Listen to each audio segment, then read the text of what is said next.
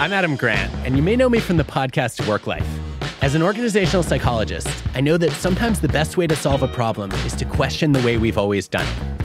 On my new show with the TED Audio Collective, Rethinking, I talk to some of today's greatest minds about how they see the world. From scientists to artists, people from Brené Brown to Lin-Manuel Miranda to Mark Cuban, and explore the assumptions they challenge and the mindsets that fuel their success. Find Rethinking wherever you listen.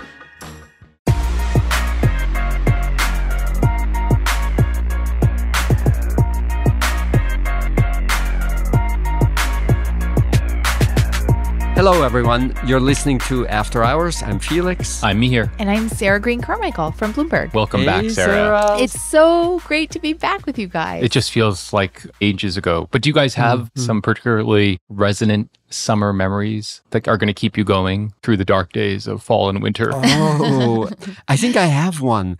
I saw Tears for Fears at Jones Beach in New York. Wow. And I don't know if you've ever been to that venue, but if you go a little early before the concert starts, you're looking out on the sea, and it's just like this amazing environment. I think you could listen to the worst band in the world, and it would still be an amazing memory. Wow, that sounds great. That's great. What about you, Sarah?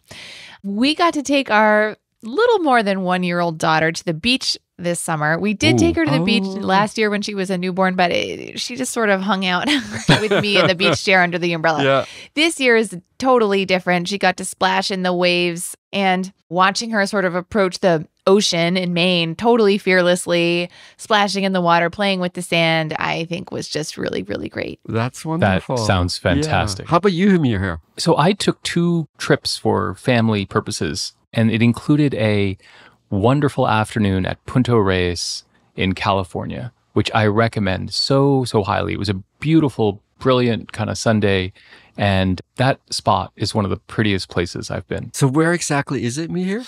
It's about an hour and a half north of San Fran. And was that the first time you've seen some of these people since a long time? It was, and it was also a wedding at a beautiful venue, which is San Francisco City Hall, which I would recommend for a wedding for everybody. Okay. And then just a wonderful time to be with extended family in a way that we haven't in a long time. Yeah, That's great. Sounds really fantastic. So what do we got today?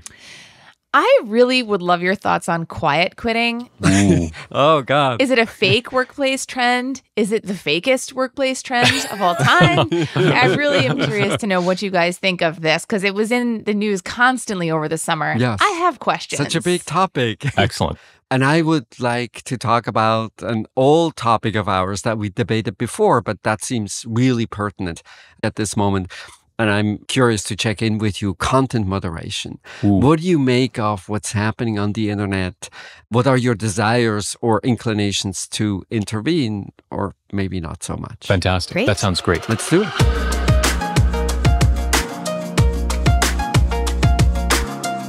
So, Sarah, quiet quitting. I hope you're not quiet quitting after hours. It would be very interesting to quiet quit a podcast. No one would see you go. Yeah. Yes, that is true. Here's what interests me about quiet quitting. So this summer, it sort of started with this TikTok trend of Gen Z talking about doing the minimum at work, just meeting the requirements of the job, and then leaving work on time. And then there were all these hand-wringing articles written by older people like, the kids of today, what's wrong with them? And so is there a thing happening with employee engagement where people are mailing it in? Or has Gen Z just discovered work-life balance and boundaries? Or is there something else going on? It was essentially fabricated out of nothing. Everybody's reference is this Gallup survey, which shows both people who are really engaged at work and people who are actively disengaged. And when you look at the time trend, if you look at the numbers, there's nothing at all. Things move by a few percentage points. And of course, as a smart journalist, you take the ratio, and the ratio moves more than you would expect. And all of a sudden, it's a story that's everywhere. So to me, the most interesting question is, why did it resonate so much? Right. How did it become a story in the first place? I think that's exactly right, Felix and Sarah, which is, it's kind of interesting in and of itself as a phenomenon, but the question is, why did it become a phenomenon? Yeah. I think there's 2 answers. On one side, you say to yourself, fantastic, it's workers sticking it to the proverbial man by disengaging and workers of the world unite. And on the other hand, it's as you put it, Sarah, the older folks being like, these darn snowflakes don't know what it means to do work. And so I think it became this thing which encapsulated underlying feelings that people have. I actually think there is something there, which is if it's about right-sizing your life in a way that is more in balance with where you want it to be, I'm all for that. That's got to be right. And I think if people are moving in that direction, that sounds great. My concerns about it are, it feels like a recipe for more disengagement as opposed to engagement. So as a trend, if it's real, it feels like we're going towards less engagement, which as a general rule, I'm not for in work or play or family or friends. I just don't think it's healthy. And then the second thing that I've struggled with is you and I and all of us can kind of laugh at these fake trend pieces. But if you're a young person and you take this seriously as a recipe for what you should do with your life, I don't know, it feels bad. It feeds on itself. It feeds on itself. Yeah. And then this is exactly the opposite of what young people should be doing, which is really investing. What did you make of it, Sarah? You guys have sort of captured, I think, a lot of why I was skeptical about it. And I am skeptical also in part because first there was the Great Resignation people talked about. That didn't really take place. That didn't really take place, exactly. There was additional turnover in the hospitality industry, but it's not like people were resigning en masse economy-wide. Then there was lying flat, which was sort of the next iteration of this trend, which also wasn't necessarily really a widespread trend. And now there's quiet quitting. And I think that there is a higher feeling of burnout now among many people. But to me, that is more caused by everything that's going on outside of work, the pandemic, restrictions, decisions, school closures, all that stuff that we've been living with, and not just what's happening between 9 and 5. So that's one thing. And if you look at the sort of rate of engaged employees, that's been modestly but steadily increasing over the last 20 years. If you look at unengaged people, that's pretty stable. So there does always seem to be this core of people who's just not feeling it at work. And it's really interesting to think why that's the case. Is it a personality thing? Are there for whom people work is just always going to be a grind no matter what they're doing? Is it a bad management problem? So there's a lot more to dig into there, but I'm not convinced that this is a new problem or a new phenomenon at all. The Harvard Business Review had a fabulous follow-up on the quiet quitting story, where they looked at how much does it vary across managers. And the most highly rated managers, they have almost no one on their team who has quietly quit, quote unquote. It's just 1 or 2% or so. And then the not so great managers have significant portions of their teams that are just disengaged. And I think, Sarah, this is exactly the right question to ask. What are the kinds of environments in which people thrive? And it seems a lot to do with the kind of social interactions that we have, in particular, the kinds of social interactions with those who manage us. If they're doing a great job, we're willing to give more. And if that's a miserable experience, or you think the person is only thinking about their own career and not about your well-being, then I think every extra hour worked becomes an extra hour that you don't really want to work. And to your earlier point, Mihir, I think that's no different in your church choir. That's no different in family life. Everything depends on a sense of give and take. Right. The moment reciprocity breaks down, the levels of engagement break down pretty fast.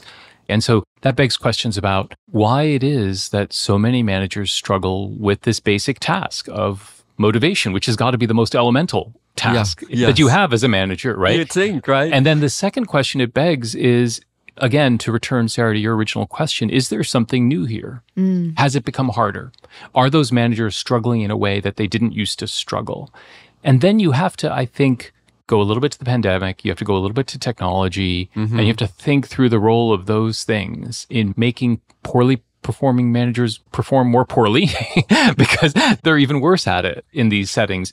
I am very interested to see over time? Can we pull apart some of the specifics of what's happened to people's motivation during the pandemic? We tend to make a set of assumptions about satisfied employees must be engaged employees, must be happy employees, but that's not necessarily true. People can be very engaged in their jobs and dissatisfied. People can be very engaged and almost too engaged and burn themselves out to the point of exhaustion. So I'm really curious to see kind of where we go now, and especially as people get more and more used to hybrid work and managing a hybrid environment. There's a really interesting study that looked at the nature of communication inside Microsoft during the pandemic.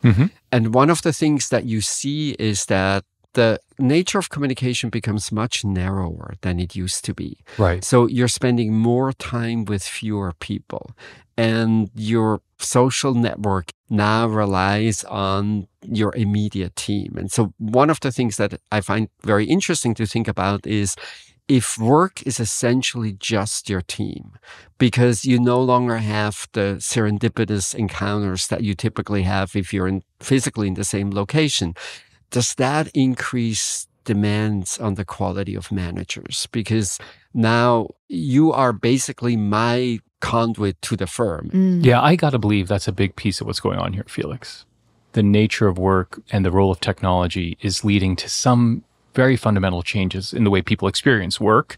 And as a consequence, it's manifest in these feelings. Yeah. Sarah put her finger on something I think very important, which is part of what's happening here is there's some sense of ennui and disenchantment with the world. And then it gets projected onto the different parts of our lives. So it gets projected onto politics, it gets projected onto work, it gets projected onto many, many things. I guess what I don't like is I don't like the idea that meeting your job requirements and leaving at 5 is a form of quitting. Right. That is a form of living. Right. That's not quitting. Yeah. So I'm curious, Felix, if you had a relatively young person come to you and say they were contemplating some form of quiet quitting, I'm curious what you would say to them about that decision. To really lead a healthy life means having some point of engagement. And for some people, it's work. For other people, it's family. For someone else, it might be sports. But if this was a person who seemed generally disengaged across all kinds of activities, frankly, I would worry about the person. Right. And I think for a society as a whole, having a mix of types of engagement is actually really healthy. Right. Even as someone who's really engaged with your work, how do you get to experience magical moments outside work? Well, typically the answer is because someone else is engaged in exactly that. If that Gallup poll, for some reason, all of a sudden showed that everybody has their main source of engagement from work, I don't know that I would want to live in that society. Yeah. Sarah, what do you think?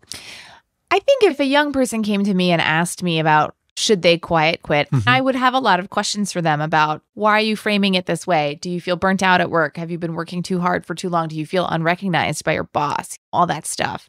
But I think I would also try to reassure them that motivation does wax and wane over the different phases of your life. There will be times when you feel pulled in other directions, and that might be okay. And it may not mean that you need to quit your job. It might be okay for you to focus on something else for a little while. But if it goes on for longer than like 3 to 6 months, then maybe it is time to reevaluate and at least ask about getting some new projects that might bring back your attention to work, make you feel a little bit more excited to go to work on a Monday morning. That's such a good point. And I think it puts the emphasis also, why quiet? Yeah, why quiet? Quitting? Yeah. Why not make it a point of conversation with your boss? That you feel you don't get the recognition that you deserve, or you feel there's maybe not much attention paid to the obligations that you have outside work. I think the quitting part is not great, but the quiet part is maybe as problematic as the I'm only going to do the minimum that I have to do. Yes.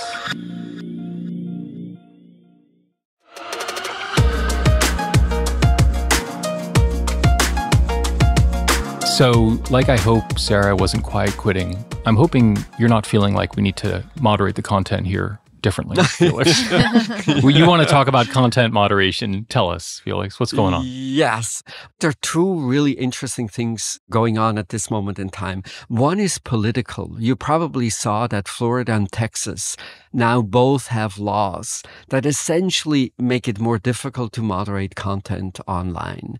It cuts back the social platform's ability to demote messages, not share messages, maybe block messages more generally. Right. And I think it's born out of a sense that conservative political messages are more likely to be cut back, are more likely to be moderated than more liberal messages. I don't know that there's any systematic empirical evidence, not that I have seen anything ever that looked like that way, but that's definitely the political motivation. It's tangled up in the courts right now. The Texas law looks like it might go into effect. The Florida law, maybe less so. So that's a push towards less moderation. Let's go back to an even more freewheeling internet. And then almost the opposite happens on the side of content moderation, online harassment. A recent example you might remember involved Kiwi Farms, one of these online web forums, where there was just a nasty, nasty campaign against Clara Sorrenti, an LGBTQ activist. They spread a rumor that she planned a mass shooting and she got arrested as a result with terrible personal consequences for Clara herself, but also for her family. When you see the response, it's essentially helpless. There's so few things you can do. What worked in the end was a campaign directed at Cloudflare, the internet plumbing, internet infrastructure company. Cloudflare really matters because one of the things that they do is they hide the host. So one typical way to go after websites that you don't like is to make sure that the company that hosts the website no longer provides these services. And when Cloudflare hides the host, that's not something you can do. So I have two questions that I wanted to talk about that I'm just interested in how you're thinking about it. Is your sense that this is really of first order importance right now? Are we looking at something that really matters? Or is this, there's a million stories on the web, there's 50,000 things going on all the time, and then some of them get public attention, most of them don't. Should I be worried? Are you concerned? Maybe we start there. And then I have an idea how we might actually do it, and we can talk about whether that idea is a good idea. But I want us to get started with just getting your sense. How important is it? I think it is important because I think, especially right now, we're heading into a midterm election in the U.S. There'll be another presidential election that kicks off basically as soon as the ink is dry on the midterm results for the next president. And we saw in the last presidential election that misinformation played a huge role in those events. And I think any conversation about content moderation usually becomes a conversation about misinformation too. We also saw that with the pandemic and global health and all kinds of misinformation spreading online. So, right, it's really important. And I think the other place it's important, Felix, that you mentioned is when public figures or journalists or people with a public profile get really harassed online and not just sort of mean comments, but comments that are threats that expose them to harm outside of the internet world and the real world. I think it's important for two reasons. One is, in some sense, it's unimportant, which is these are like fringe actors who are way out on the margins. And so one could dismiss it. But of course, all these cases, especially freedom of speech cases, are ultimately about fringe actors, but that's where the rubber hits the road. And so we should expect it to be important. Yeah. The other thing I would say about this problem is it's so damn hard. So I am delighted that you have an idea. We will find out if the idea is a good idea. So I was thinking mostly about what we could do about the fringes, the most extreme forms of speech that end up in physical harm. And it's not going to solve everything, but one analogy that I built from is we don't allow you to be anonymous when you drive a car. And I think that in part has to do with this is not in the sanctity of your home. It's out in the public space, and we have different rules for public spaces than for private spaces. And also, it's probably in recognition of the fact that A car can be a pretty dangerous thing, and we have rules of responsibility and rules related to driving skills and licensing requirements and all of that. And so I was thinking, what if we rethought the internet as just fundamentally a public space? And if you want to take a particular role, and specifically if you want to be a producer of information in the public space, you can only do that if you are personally identified. Go back to the Kiwi Farms example. If the people who orchestrated that attack, if they were known, oh, this is Marco so-and-so living in a particular place, I think it's much less likely that people would do it. And as a result, the worst kind of harm, I don't think it would be as frequent as it is today. So less privacy in a public square. Now, I want to be really precise about it. It's not for people who consume. You get to consume any kind of content completely anonymously. But if you want to be a producer, where a producer is both someone who actually produces content or someone who shares content. So I think it's both. It's sharing and it's producing. You don't get to be private. So I think this is really interesting. And I'm kind of with you maybe halfway, right? So in the following sense, if you go back to the Kiwi Farms case, you're right to, I think, identify the problematic part of the Cloudflare position is on keeping the hosting anonymous. Yeah. And I think your solution nails that, which is the hosting services have got to be accessible, because that's, I think, what you're asking for when you say no more anonymity. What I wouldn't go all the way towards, though, Felix, is, so now I want to comment on some article in some online publication. Are you going to ask me to register, and then the publisher, let's say the Wall Street Journal, the New York Times, is responsible for vetting to make sure that I am Mihir Desai and I'm not Felix? I'm curious what Sarah has to say. Well, I'm listening to this with both desire to make the internet less of a junkyard. I don't want it to be immaculate walled garden, but I don't want it to be full of rusty nails either. At the same time, I find the idea that there would be no anonymity for posting worrisome, in part for silly reasons. I'll just say this. I have a Reddit account that is a pseudonym to allow me to comment on trash TV without that being linked back to my professional identity, while I'm happy to sort of chat over drinks about trash TV with anyone who wants it to, as someone who also writes, hopefully professional columns and has a public persona. I'm like, I don't really want anyone to be able to say Sarah Green Carmichael at Bloomberg has all these thoughts on trash TV. It's not my professional brand. So in some sense, I think that because the internet has made our lives in some sense so public, we also need the ability to draw a veil over what we're doing online. Mm-hmm. So let me say two things. Do I think that the internet will be a poorer place where, say, I'm missing Sarah's really funny comment on what happened on Trash TV yesterday? Absolutely. The internet will not be as valuable. It will not be as funny. It will not have some of the most ridiculous, hilarious interactions that we have today that thrive on anonymity. The way I'm thinking about it is you would probably have conversations with your friends in your home where you banter and you talk about controversial topics that are very different from the kinds of conversations that you would have with your friends in a public cafe. Because in a public cafe, the government cannot record you because they would have to have a wiretap, but any private person can. And as a result, we're a little more careful when we talk in a public cafe. Mm-hmm.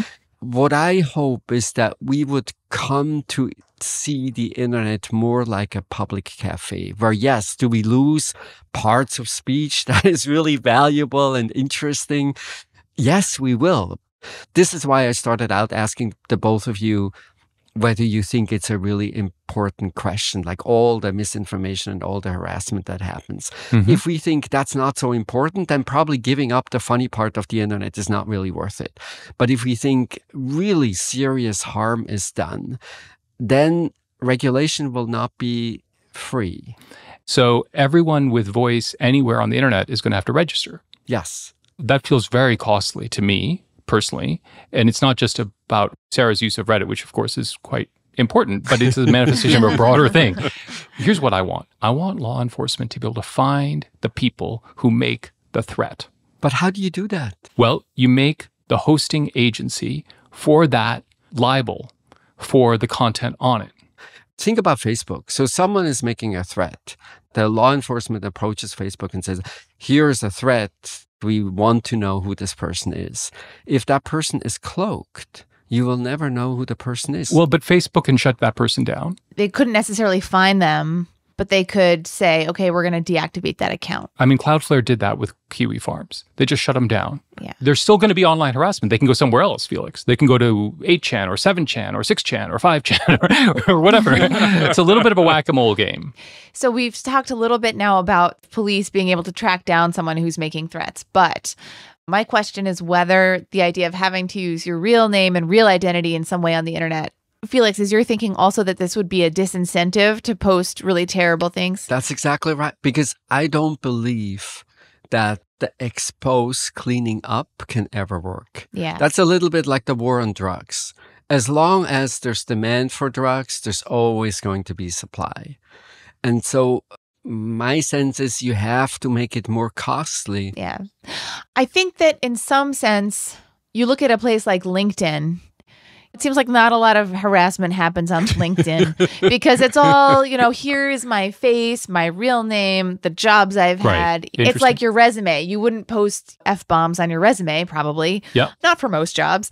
I think in some sense that's probably true. And in other senses, though, I think that we have seen examples recently of people who have used their real names and real faces commit crimes. Mm-hmm. Alex Jones with the Sandy Hook parents, or any of the rioters on January 6th who showed up and had no problem invading and trashing the Capitol building. Mm-hmm. And every day I drive down the highway and I see, I guess the polite version is the Let's Go Brandon bumper sticker, but I see profane versions of that bumper sticker that is sort of right there next to the person's license plate, a car that they drive into work. I hate to sound a million years old, but the coarsening of society and a loss of shame overall and a loss of a sense of reticence and concern maybe for others' feelings or for other people as human beings. If people are walking around doing this stuff in the real world, I'm not sure just linking it to their names on social media is going to stop them. Yeah, that sounds exactly right to me, Sarah. But if the standard is, let's come up with an idea that will do away with everything, there is no such idea. That's true. Ex post cleaning up will never work. So you have to do something ex ante. That's a very powerful framing. Although that's the framing that we use with every intrusion into rights. We always have to balance that. Do we want to ex post clean things up? Or do we want to ex ante prevent it from happening? Sometimes ex ante preventing will never happen, but it's that balancing. Yeah. And I'm not convinced that there's so much of this ex post cleaning up that we're doing that is so much different than what we do in a lot of different domains where we settle for that. We settle for ex post cleaning up in a lot of places because we don't want those intrusions on rights. Right. I guess that's where my instincts go. Yeah. As opposed to the ex post cleaning up has gotten so bad, which in some cases, according to my preferences, it has. For example, on guns. Yeah. Ex post cleaning up has just gone too far. So that's the sense in which now I'm willing to do ex ante things that are very aggressive. Yeah. You have to make the case, I think, that the ex post stuff is so bad now that we need that ex ante protection. That's exactly and right. I'm not there. Yeah. But I think that's a very good way to frame it. When you framed it that way, I understand what you're saying. I'm not sure I agree with you, but I understand where you're going. Yeah. So I think I learned two things that I find really helpful. The first one is just your last point, Mihir, about when is it that we really need a system that discourages people from behavior that we find unacceptable. Right. Then I loved about your comment, Sarah, thinking about the cost that this would involve. Like, what part of the internet will we lose? The platforms will definitely be much smaller, right? So that's one direct business implication that we will probably never know how many bots there are on Twitter. But, once we remove the bots, Twitter will be a smaller platform. That trade-off is maybe the most important part of the conversation that I would hope we would have going forward and thinking about the internet. What is it that we really cherish, that we love about the internet that is just so hard to replace because we can only build it on anonymity? And then what is the part that is so terrible about the consequences of online behavior that we have to say, well, we switch from cleaning up ugly incidents exposed towards a system that really makes it much more costly to threaten others, to mess with others people's lives in ways that we find unacceptable. Great.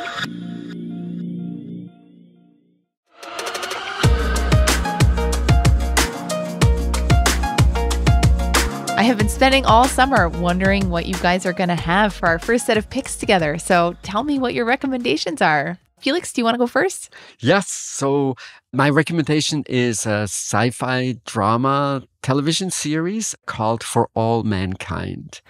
The premise is an alternate version of history where the Soviet Union is the first power to land on the moon with dramatic impacts on NASA.